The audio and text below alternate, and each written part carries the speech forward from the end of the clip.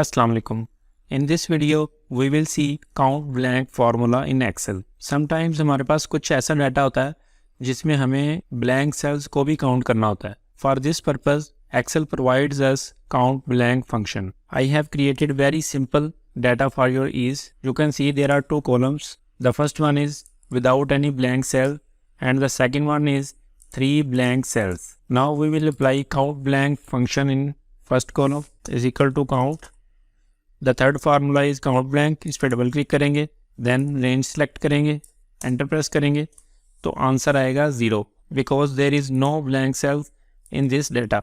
Now I copy this cell and paste the formula in another column. Then we have answer of 3 because in this data there are 3 blank cells 1, 2 and 3. That's why count blank gives us answer 3. So that is the way you can count blank cell in your data. I hope this video will be useful for you. That's all for this video. See you in the next video.